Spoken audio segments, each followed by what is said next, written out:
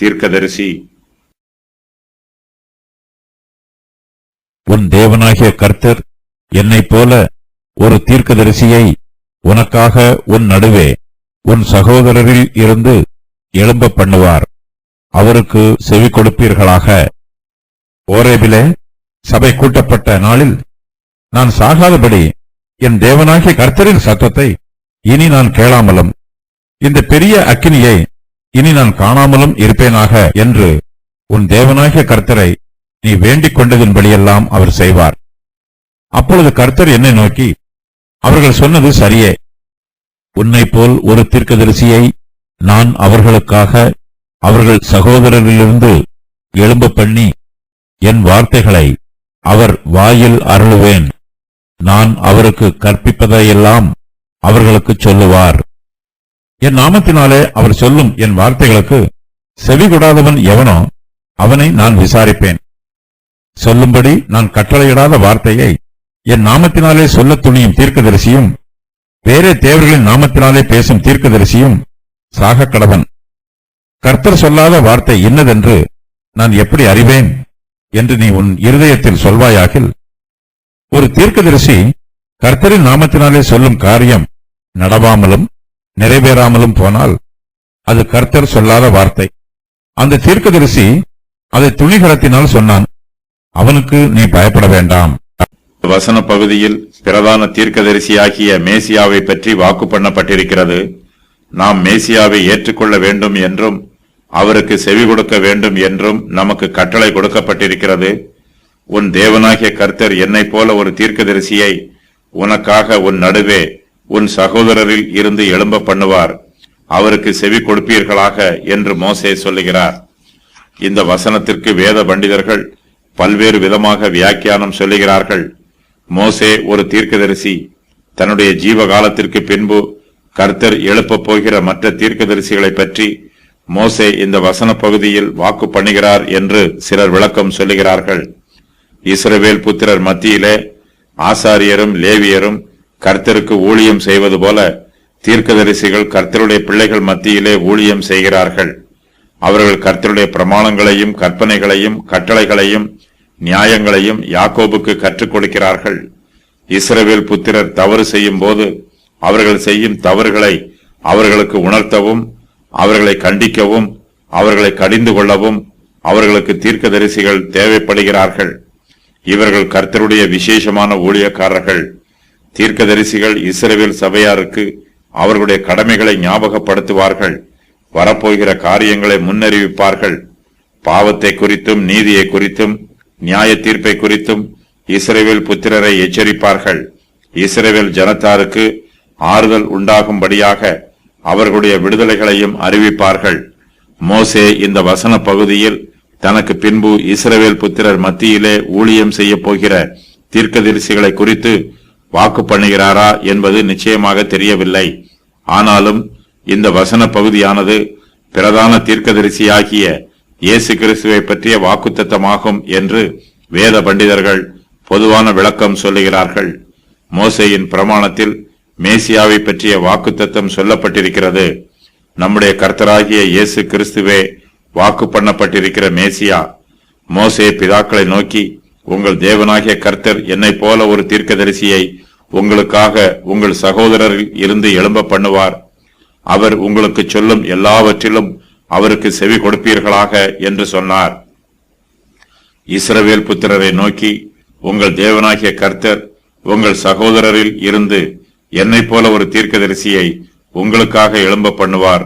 அவருக்கு செவி கொடுப்பீர்களாக என்று சொன்னவர் இந்த மோசேயே. இஸ்ரவேல் புத்திரர் மோசே சொன்ன இந்த வார்த்தைகளை கேட்கும் போதெல்லாம் அவர்கள் மேசியாவை பற்றிய வாக்கு தத்தத்தையே நினைவு கூர்ந்தார்கள். அவர்கள் மேசியாவையே நோக்கி பார்த்தார்கள். இயேசு செய்த அற்புதத்தை அந்த மனுஷர் கண்டு, மெய்யாகவே இவர் உலகத்தில் வருகிறவரான தீர்க்கதரிசி என்றார்கள். யோவான் 6:14. தங்களில் உள்ள கிறிஸ்துவின் ஆவியானவர் கிறிஸ்துவுக்கு உண்டாகும் பாடுகளையும் அவைகளுக்கு பின்வரும் மகிமைகளையும் முன்னறிவித்த போது என்ன காலத்தை குறித்தார் என்பதையும் அந்த காலத்தின் விசேஷம் இன்னது என்பதையும் ஆராய்ந்தார்கள். 1 பேதுரு 1:11. தேவனாகிய கர்த்தர் இஸ்ரவேல் புத்திரருக்கு ஒரு தீர்க்கதரிசியை எழும்ப பண்ணுவார். அவருக்கு இஸ்ரவேல் ஜனங்கள் எல்லோரும் செவி கொடுக்க வேண்டும் என்று மோசே சொல்லுகிறார். செவி கொடுக்க வேண்டும் என்னும் வார்த்தைக்கு தீர்க்கதரிசியின் வார்த்தைக்கு செவி கொடுத்து அதற்கு கீழ்ப்படிய வேண்டும் என்பது பொருளாகும். என் நாமத்தினாலே அவர் சொல்லும் என் வார்த்தைகளுக்கு செவி கொடாதவன் எவனோ அவனை நான் விசாரிப்பேன் என்று கர்த்தர் சொல்லுகிறார். இஸ்ரவேல் சபையார் ஓரேபிலே கூடி வந்தபோது கர்த்தர் தங்களிடத்தில் நேரடியாக பேசுவதை அவர்கள் விரும்பவில்லை. கர்த்தர் மோசேயைப் போல ஒரு தீர்க்கதரிசியின் மூலமாக தங்களோடு பேச வேண்டும் என்று இஸ்ரவேல் சபையார் சொன்னார்கள். மோசே அந்த சம்பவத்தை இஸ்ரவேல் புத்திரருக்கு இந்த வசன பகுதியில் மறுபடியுமாய் நினைவுபடுத்துகிறார். முன் அறிவிக்கப்பட்டிருக்கும் தீர்க்கதரிசியை பற்றிய சத்தியங்கள். தேவனாகிய கர்த்தர் தீர்க்கதரிசியை எழும்ப பண்ணுவார். தேவனாகிய கர்த்தர் இஸ்ரவேலுக்காக தீர்க்கதரிசியை எழும்ப பண்ணுவார். தேவனாகிய கர்த்தர் இஸ்ரவேலின் நடுவில் இருந்து தீர்க்கதரிசியை எழும்ப பண்ணுவார். தீர்க்கதரிசி இஸ்ரவேலுக்குரியவர். தீர்க்கதரிசி மோசேயைப் போல இருப்பார். எல்லோரும் தீர்க்கதரிசிக்கு செவி கொடுக்க வேண்டும். சீனாய் வனாந்திரத்தில் தீர்க்கதரிசி வாக்கு பண்ணப்பட்டிருக்கிறார். கர்த்தருடைய வார்த்தைகள் தீர்க்கதரிசியின் வாயில் அருளப்படும். கர்த்தர் தீர்க்கதரிசிக்கு கற்பிப்பதையெல்லாம் அவர்களுக்கு சொல்வார். தீர்க்கதரிசியின் வார்த்தைகளுக்கு சிலர் செவி கொடுக்க மாட்டார்கள். தீர்க்கதரிசி கர்த்தருடைய நாமத்தில் பேசுவார். தீர்க்கதரிசிக்கு செவி கொடாதவர்களை கர்த்தர் விசாரிப்பார். இந்த வசனங்களில் தீர்க்கதரிசி என்று கூறப்பட்டிருப்பது மேசியாவையே குறிக்கும். இங்கு முன் அறிவிக்கப்பட்டிருக்கும் சத்தியங்கள் அனைத்தும் இயேசு கிறிஸ்துவில் நிறைவேறியிருக்கிறது. ஓரேபிலே சபை கூட்டப்பட்ட நாளில் நான் சாகாதபடி என் தேவனாகிய கர்த்தரின் சத்தத்தை இனி நான் கேளாமலும் இந்த பெரிய அக்கினியை இனி நான் காணாமலும் இருப்பேனாக என்று உன் தேவனாகிய கர்த்தரை நீ வேண்டிக் கொண்டதின்படியெல்லாம் அவர் செய்வார் என்று மோசே இஸ்ரவேல் ஜனத்தாருக்கு சொல்லுகிறார். உபாகமம் 18, 15, 18, 19 ஆகிய வசனங்களில் கூறப்பட்டிருக்கும் தீர்க்க தரிசனங்கள் சீனாய் வனாந்தரத்தில் கூறப்பட்டவையாகும். சீனாய் மலையில் காணப்பட்ட அக்கினி மிகவும் பயங்கரமாக இருந்தது. முழு மலையும் பற்றி எரிந்தது. இஸ்ரவேல் புத்திரர் சொன்னதை கர்த்தரும் அங்கீகரிக்கிறார். அப்பொழுது கர்த்தர் மோசேயை நோக்கி, அவர்கள் சொன்னது சரியே. உன்னை போல ஒரு தீர்க்கதரிசியை நான் அவர்களுக்காக அவர்கள் சகோதரரில் இருந்து எழும்ப பண்ணி என் வார்த்தைகளை அவர் வாயில் அருளுவேன். நான் அவருக்கு கற்பிப்பதையெல்லாம் அவர்களுக்கு சொல்லுவார். என் நாமத்தினாலே அவர் சொல்லும் என் வார்த்தைகளுக்கு செவி கொடாதவன் எவனோ அவனை நான் விசாரிப்பேன் என்று சொல்லுகிறார். கர்த்தருடைய சப்தத்தை கேட்காமல் இருப்பதும் அவருடைய பட்சிக்கும் அக்கினியை காணாமல் இருப்பதும் இஸ்ரவேல் புத்திரருக்கு சரியான காரியம் என்று கர்த்தர் தீர்மானம் பண்ணுகிறார். இனிமேல் மோசேயின் மூலமாகவும் மற்ற தீர்க்கதரிசிகள் மூலமாகவும் மட்டுமே அவர்களோடு பேசுவதாக வாக்கு பண்ணுகிறார். கர்த்தருடைய தீர்க்கதரிசிகள் அவர் சொல்லுகிற வார்த்தைகளை மாத்திரமே சொல்லுவார்கள். கள்ள தீர்க்கதரிசிகளோ சொல்லும்படி கர்த்தர் கட்டளையிடாத வார்த்தைகளை சொல்லுவார்கள். அவர்கள் வேறே தேவர்களின் நாமத்தினால் பேசினாலும் அவர்கள் கர்த்தருடைய நாமத்தினால் சொல்ல துணிவார்கள். இப்படிப்பட்ட கள்ள தீர்க்கதரிசிகள் சாக வேண்டும் என்று கர்த்தர் சொல்லுகிறார். கர்த்தர் எழுப்புகிற தீர்க்கதரிசிக்கு இஸ்ரவேல் புத்திரர் செவி கொடுக்க வேண்டும். ஆனால் இஸ்ரவேல் புத்திரர் மத்தியிலே ஏராளமான தீர்க்கதரிசிகள் இருக்கிறார்கள். இந்த தீர்க்கதரிசிகளில் யாரை கர்த்தர் எழுப்பியிருக்கிறார் என்றும் யாரை கர்த்தர் எழுப்பவில்லை என்றும் இஸ்ரவேல் ஜனங்களுக்கு தெரியவில்லை. அவர்கள் குழப்பத்தில் இருக்கிறார்கள்.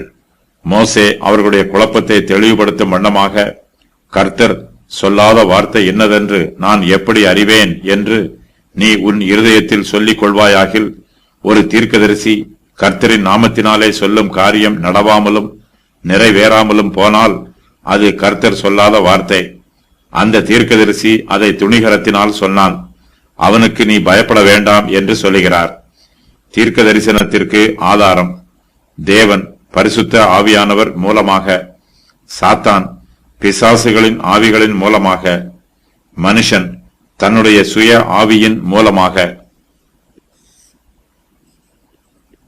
மெய்யான தீர்க்க தரிசனம் நிறைவேறும். நிறைவேறாத தீர்க்க தரிசனம் கர்த்தர் சொல்லாத வார்த்தை. கள்ள தீர்க்கதரிசி கர்த்தர் சொல்லாத வார்த்தையை கூட துணிகரமாக சொல்லிவிடுவான். ஆகையினால் தீர்க்க தரிசனம் கேட்கிறவர்கள் கூறப்படும் வார்த்தை கர்த்தர் சொன்ன வார்த்தைதானா என்பதை வேதாகமத்தில் அவர் ஏற்கனவே வெளிப்படுத்தி இருக்கும் வார்த்தைகளை ஆதாரமாக வைத்து நிதானித்து அறிய வேண்டும். கர்த்தர் தமக்குத்தாமே முரண்பட மாட்டார். தாம் ஏற்கனவே வேத வாக்கியத்தில் வெளிப்படுத்தி இருப்பதற்கு எதிராக ஒன்றும் கூற மாட்டார். ஜனங்கள் கர்த்தருக்கு பயப்படுவது போல தீர்க்கதரிசிகளுக்கு பயப்படுகிறார்கள். மனுஷனுக்கு பயப்படுவது பாவம். கள்ள தீர்க்கதரிசிக்கு பயப்படவும் வேண்டாம், அவனுடைய வார்த்தையை கேட்கவும் வேண்டாம். கள்ள தீர்க்கதரிசியை அவனுடைய வார்த்தையினாலும் அவனுடைய ஜீவியத்தில் வெளிப்படும் கனியினாலும் அறிந்து கொள்ளலாம்.